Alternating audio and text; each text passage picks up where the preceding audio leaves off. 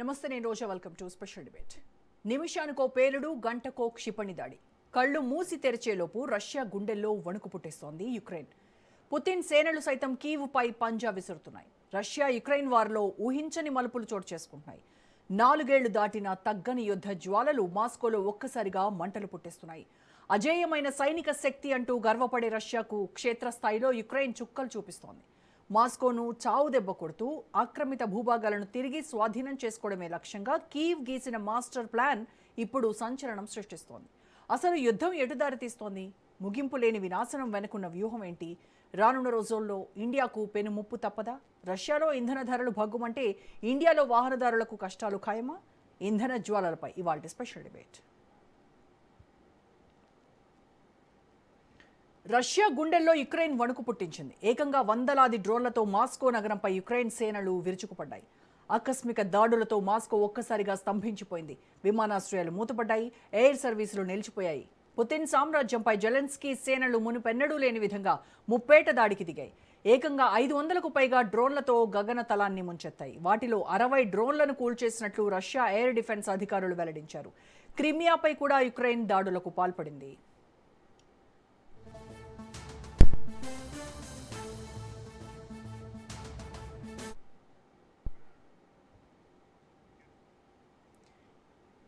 ప్రపంచాన్నే వణికించిన ఇరాన్ సంక్షోభం ఒక అగ్రరాజ్యానికి ఊపిరిపోస్తోంది. పశ్చిమాసియా రగులుతుంటే రష్యా చమురు చరిత్రలోనే ఎన్నడూ లేనంతగా ఇండియా మార్కెట్ను ముంచెత్తింది.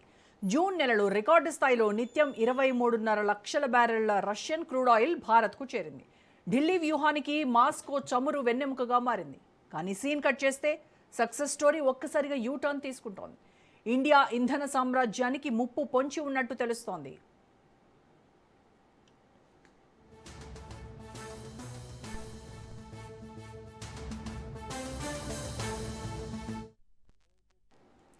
మాస్కో ఆర్థిక జీవనాడి అయిన చమురు క్షేత్రాలపై యుక్రెయిన్ గురిపెట్టింది. తాజాగా రష్యా లోపలికి 2000 కిలోమీటర్లు చొచ్చుకెళ్లి ఉరల్ ప్రాంతంలోని ట్యూమెన్ చమురు క్షేత్రాన్ని ధ్వంసం చేసింది.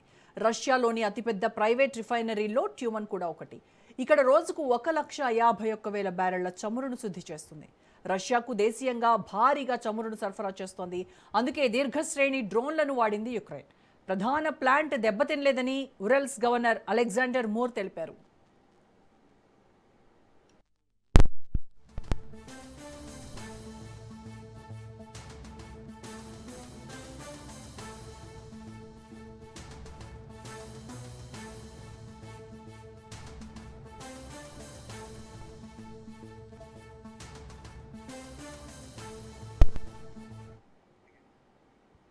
వరుస దాడులతో రష్యా ఉక్కిరిబిక్కిరవుతోంది. పెట్రోల్ ధరలు కూడా పెరిగాయి. ముందు జాగ్రత్తగా క్రిమియాలో జరగాల్సిన అన్ని కార్యక్రమాలను రష్యన్ అధికారులు రద్దు చేశారు.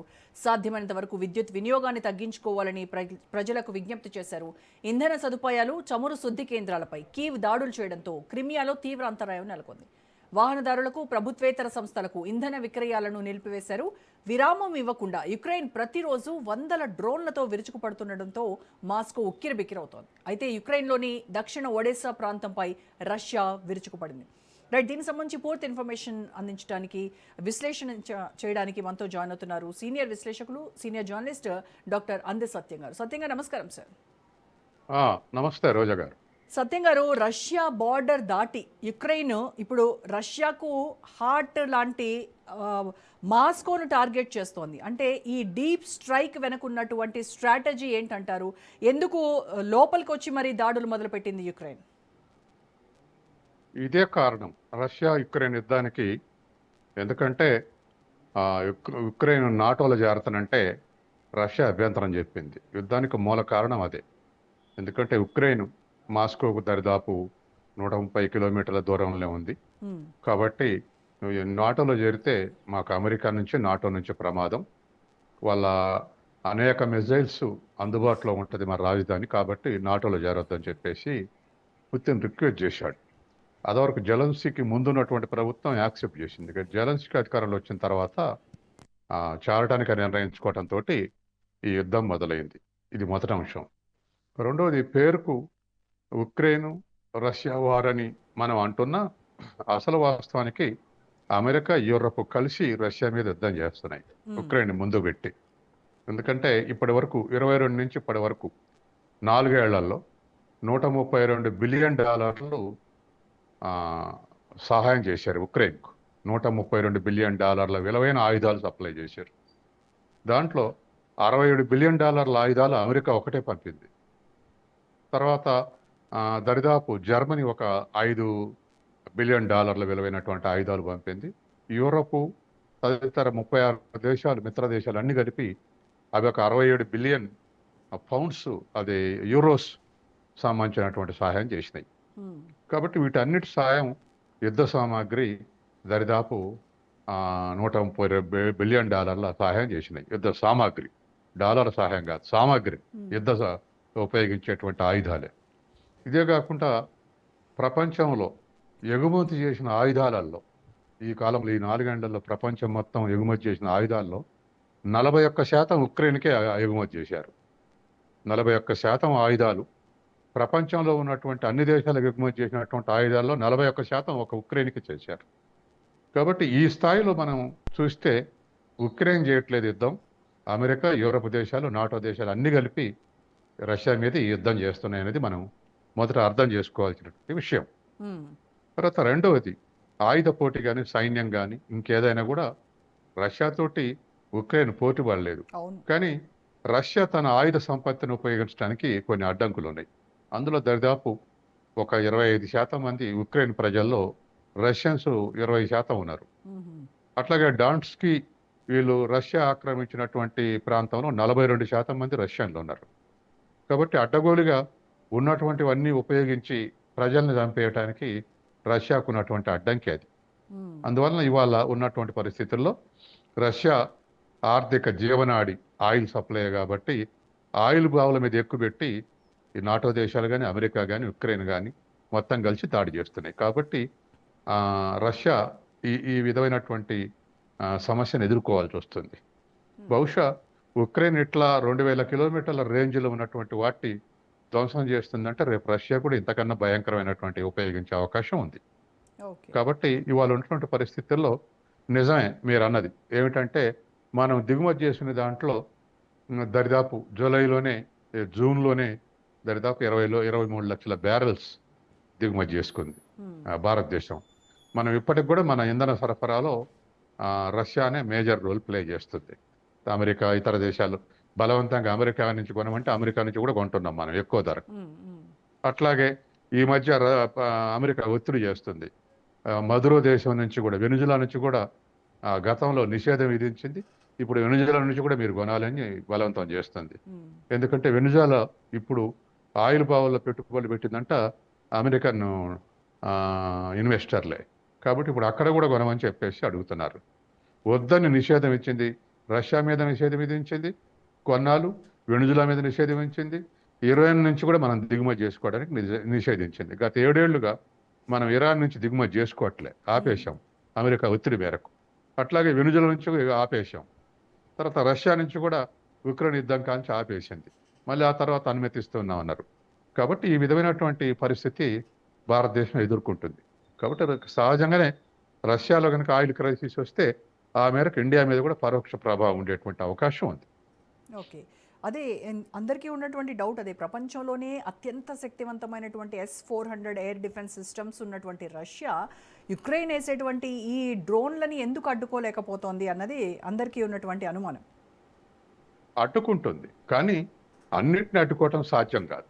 ఇప్పుడు ఇరాన్ ప్రయోగిస్తే ఇజ్రాయెల్ మీద అమెరికన్ డిఫెన్స్ సిస్టమ్ ఉన్నప్పటికీ కూడా ఇజ్రాయెల్ మీద అక్కడక్కడ బాంబింగ్ జరిగింది, ఇరాన్ బాంబింగ్.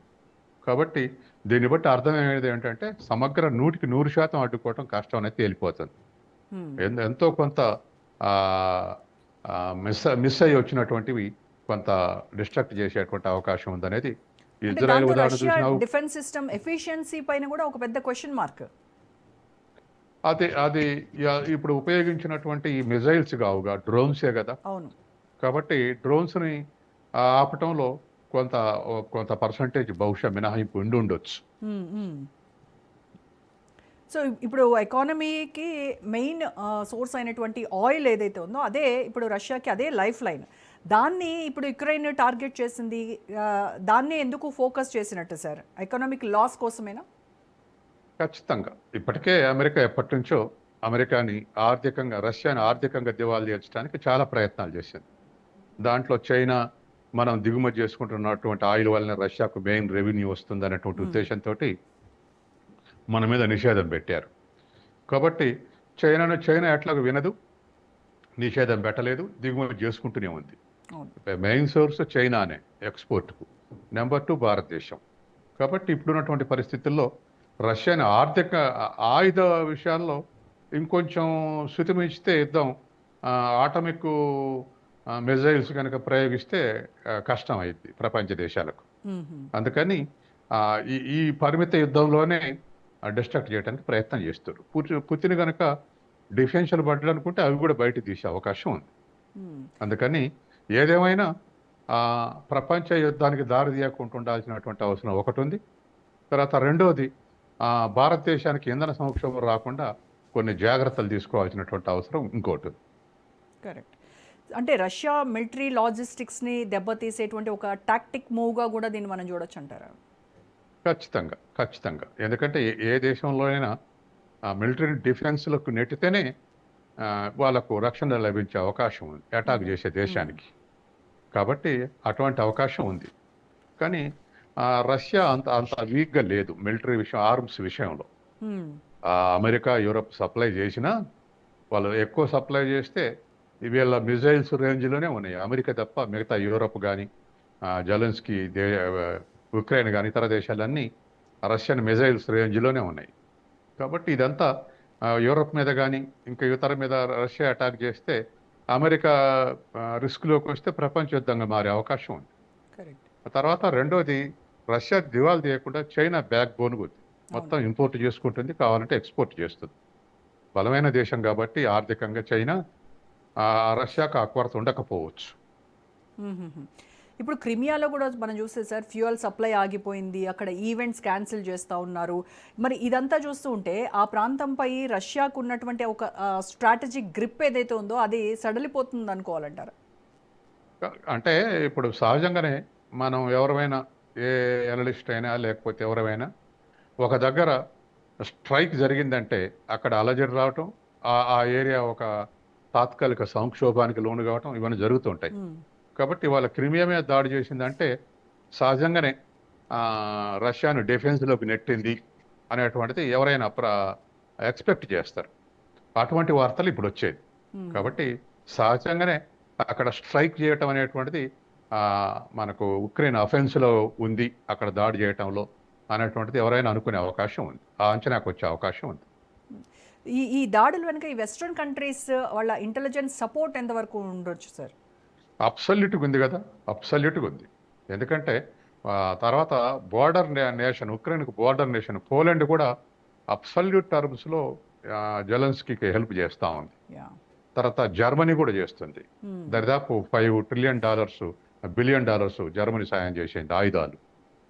కాబట్టి ఈ స్థాయిలో ఆయుధాలు సప్లై చేస్తున్నప్పుడు ఇక ఆర్మీ విమానాల విషయం వచ్చినప్పుడు 900 విమానాలకు ఈ డిఫెన్స్ ఎక్విప్మెంట్ ఉక్రెయిన్లో ఇప్పటివరకు డంప్ చేశారు, అన్ని దేశాలు కలిపి.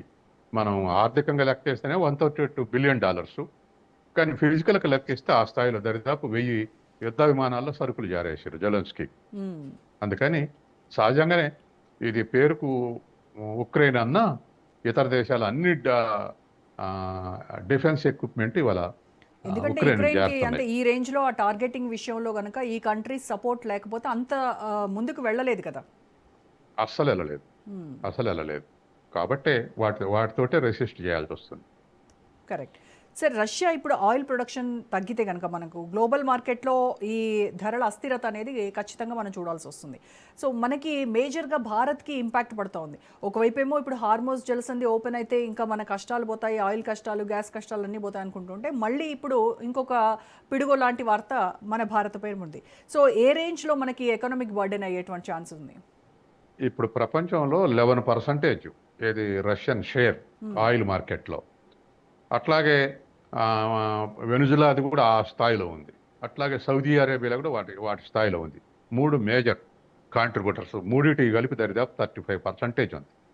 ఆయిల్ ఎక్స్పోర్ట్స్లో కానీ దాని ప్రొడక్షన్లో కానీ. ఇటువంటి స్థితిలో ఏట్లలో కొంత సంక్షోభం వచ్చినా ఆ మేరకు ఆయిల్ మార్కెట్ మీద నెగిటివ్ ఎఫెక్ట్ ఉండే అవకాశం ఉంది. మొన్ననే దరిదాపు $110 నుంచి బ్యారెల్ ధర $80 తగ్గింది. మళ్ళీ పెరిగేటువంటి అవకాశం ఉంది.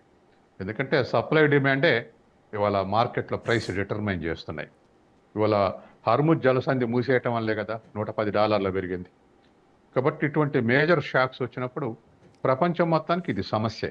కానీ అమెరికా వ్యూహాత్మకంగా ఈ ఆయిల్ సంక్షోభం అనేది ప్రధానంగా చైనా మీద, భారతదేశం మీద భారం పడుతుంది. ఈ రెండు మెయిన్ ఇంపోర్టింగ్ కంట్రీస్ కాబట్టి. అందుకని ఈ రెండింటిని డిఫెన్స్లో పెట్టడానికి రష్యా మీద అటాక్ చేస్తున్నాయి. మరి మనకు ఉన్నటువంటి ఆల్టర్నేట్ సోర్సెస్ ఏంటంటారు? మనం దరిదాపు ఒక 40 దేశాలను సంప్రదించాం ఏది ఇంపోర్ట్ చేసుకోవడానికి, ఆయిల్ కానీ ఇతర బయలాటరల్ రిలేషన్స్లో. అందుకని ఒకప్పుడు 4-5 దేశాల నుంచి వచ్చే ఇంపోర్ట్ ఇప్పుడు 40 దేశాల నుంచి ఇంపోర్ట్ అవుతుంది ఆయిల్. కొన్ని దేశాలు ఎక్కువైనా కొన్ని దేశాలు తక్కువైనా. కాబట్టి డైవర్సిఫై చేస్తున్నారు ఇంపోర్ట్స్ని. అయినా కొంత ఇంకా లేటెస్ట్గా బయలాటరల్ అగ్రిమెంట్ చేసుకోవటం వేరు, గతం నుంచి ఉన్నటువంటిది వేరు కదా. కాబట్టి అసలు ఇంటర్నేషనల్ ట్రేడే, డైవర్సిఫైడ్ ట్రేడు అన్ని దేశాలు జాగ్రత్తలు తీసుకుంటున్నాయి. ఏదైనా ఒక దేశం మీద 2 దేశాల మీద ఆధారపడితే అక్కడ స్థానిక సంక్షోభం వచ్చినా లేదా ఎక్స్టర్నల్ సంక్షోభం వచ్చినా ఆర్థిక వ్యవస్థల మీద నెగిటివ్ ఎఫెక్ట్ పడుతుంది. కాబట్టి అలా పడకుండా ట్రేడ్ను డైవర్సిఫై చేస్తున్నారు. అట్నే ఇప్పుడు ఆయిల్ కూడా దానికి అమెరికా ఒక వ్యూహం ఉంది. రష్యాని దెబ్బ కొడితే ఇండియా, చైనా కూడా వెనుజులా మీద, ఇరాన్ మీద ఇటువంటి దేశాల మీద ఆధారపడాల్సి వస్తుంది. అది అమెరికా గ్రిప్లో పోతుంది. అమెరికా మీద కూడా ఆధారపడాల్సి వస్తుంది. అందుకని ఇవాళ ఉన్నటువంటి పరిస్థితుల్లో ఏ వైపు ఎక్కడ ఏ దాడి జరిగినా ఏది జరిగినా అమెరికా ఫేవర్గా ఉండే విధంగా అమెరికా వ్యవహరిస్తామని. అసలు యుద్ధ నియమాల ప్రకారం చూస్తే రెండు వైపులా కూడా ఈ సివిలియన్ ఇన్ఫ్రాస్ట్రక్చర్ను టార్గెట్ చేయడం అనేది ఎంతవరకు కరెక్ట్ సార్? అంటే దీనివల్ల సామాన్యులకు జరుగుతున్నటువంటి కొలాటరల్ డ్యామేజ్ ఏదైతే ఉందో దానికి ఎవరు బాధ్యులు? ఇప్పుడు ఎవరు బాధ్యత వహించేటట్లేదు. ఇప్పుడు గాజాలో దరిదాపు 74,000 మందిని ఊచకోత కోసారు ఇజ్రాయిల్ వాళ్ళు.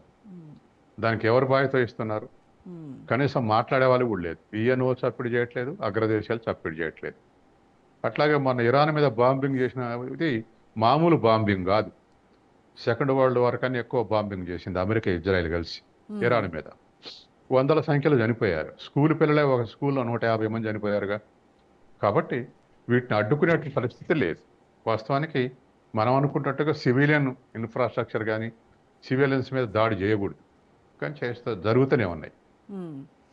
సార్, ఇరాన్ ఇజ్రాయెల్ యుద్ధం ముగిసింది. ఇక నా నెక్స్ట్ టార్గెట్ వచ్చేసి రష్యా యుక్రెయిన్ వారే. ఎట్టి పరిస్థితుల్లో ఏం చేసైనా సరే ఆ యుద్ధాన్ని నేను విరమింపజేస్తాను అని ప్రతినబూనిన మరి ట్రంప్ ఇప్పుడు ఆయన కార్యాచరణ ఏంటంటారు ఈ విషయంలో? ఆయన యుద్ధం విరమింపజేస్తాడు అంటే అర్థం ఏంటంటే సరెండర్ చేసుకోవడం. ఆయన అర్థం వేరు. విరమింపజేస్తానంటే సరెండర్ చేసుకోవటం. కాబట్టి ప్రపంచంలో ఏ యుద్ధం ముగిసినా అమెరికన్ ఫేవర్గా ముగియాలి. ఇప్పుడు ఇరాన్ తిప్పలు పెట్టేది అదేగా. అగ్రిమెంట్లలో అన్ని రకాలైనటువంటి అమెరికా కోరుకున్న విధంగా అగ్రిమెంట్కి వస్తే అగ్రిమెంట్ అయితే, లేకపోతే దాడులు చేస్తాం అంటారు. ఇప్పుడు ఇరాన్ అదే పరిస్థితి కదా.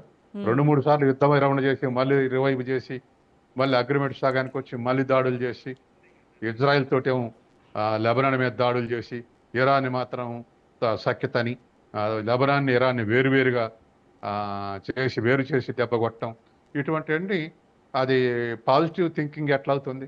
కరెక్ట్. ఎదుటోళ్ళని విభజించడం, తర్వాత ఒక దేశాన్ని వదిలిపెట్టి ఇంకో దేశం మీద దాడి చేయటం, నేను దాడి చేయగా నువ్వు దాడి చేయని చెప్పటం, ఇదంతా కూడా యుద్ధనీతి కాదు కదా. కాబట్టి తను యుద్ధం విరమింపజేయటం కాదు, తను ఫేవర్గా విరమింపజేస్తాడు. ఇండియా పాకిస్తాన్ యుద్ధం వచ్చింది, 4 రోజులు ముగిసిపోయింది. 10 రోజులు కొనసాగి ఉంటే పాకిస్తాన్ సగం ధ్వంసం అయ్యేది. అలా పాకిస్తాన్ ధ్వంసం కాకుండా కాపాడటమే యుద్ధ విరమణ యొక్క లక్ష్యం. అట్లాగే ఇరాన్ చేస్తున్నాడు. తర్వాత ఇరాన్ కాపాడని చెప్పుకుంటున్నాడు. ఇప్పుడు ఇరాన్ని కూడా ఆ విధంగా టర్మ్స్ అండ్ కండిషన్స్ వాళ్ళకి అనుకూలంగా ఉండే విధంగా లొంగ తీసుకోవడానికి విశ్వ ప్రయత్నం చేస్తున్నారు. కానీ ఇజ్రాయెల్ వినట్లేదు కదా సార్, పక్కన పెట్టి. అవును, ఇజ్రాయెల్ వినపోవడంలో కూడా తంత్రమే ఉంది. అమెరికా చెప్తే ఇజ్రాయెల్ వినపోవడం ఏంది? ఎవరైనా నమ్ముతారా? అదే కదా. ఎవరు నమ్మరు. ఎందుకంటే $0.5 ట్రిలియన్ ఎకానమీ ఇజ్రాయిల్. అది ఆ అమెరికా మాట వినకపోవటం ఏంది? కాబట్టి ఇదంతా యుద్ధ నీతిలో భాగంగానే చేస్తారు. రైట్. సత్యం గారు, సొంత గడ్డపై దాడులు జరుగుతున్నా కూడా రష్యా ఇప్పటి వరకు కూడా ఎందుకు ఈ స్ట్రాటజిక్గా మౌనం పాటిస్తోంది? దీని వెనక రీజన్ ఏంటంటారు? ఏం లేదు అంటే మినిమం మినిమం అటాక్స్ తోటి జెలెన్స్కీ చర్చలకు వస్తాడు, యుద్ధం విరమింపజేస్తున్నటువంటి ఒక అంటే బోత్ సైడ్స్ మనం ఆంధ్ర తెలంగాణ ఉన్నట్టే ఉన్నాయి. ఒకప్పుడు సోవియట్ యూనియన్లో 15 రిపబ్లిక్లో రష్యా ఒక రిపబ్లిక్, ఉక్రెయిన్ ఒక రిపబ్లిక్, తర్వాత బోర్డర్ స్టేట్స్, బోర్డర్ రిపబ్లిక్స్. ప్రజలు రెండు దేశాల ప్రజలు, రెండు రిపబ్లిక్ల ప్రజల మధ్య మంచి సంబంధం ఉంది. యూరోప్లో ఉన్నటువంటి డెవలప్డ్ రీజియన్లో ఉక్రెయిన్ కూడా ఉంది. కాబట్టి ఏషియన్ ఏరియా ఉన్నటువంటి రష్యా నుంచి ఎక్కువ మంది మైగ్రేషన్ వెస్టర్న్కు మైగ్రేషన్ ఉంటుంది, డెవలప్డ్ ఏరియా కాబట్టి. అటువంటి సంబంధాలు ఉన్నాయి. కాబట్టి వాళ్ళ దేశ ప్రజలను చంపుకున్నట్టే ఇప్పుడు ఉక్రెయిన్ మీద దాడులు చేస్తే అది పరిస్థితి. ఉక్రెయిన్ చేసిన రష్యాలో అదే పరిస్థితి. కాబట్టి ఇప్పుడు ఉన్నటువంటి పరిస్థితుల్లో రెండు దేశాలు, రెండు ప్రాంతాలు, రెండు కలిసిన ప్రాంతాలు విడిపోయి యుద్ధం చేయటం కొంత ఇబ్బందికరమే.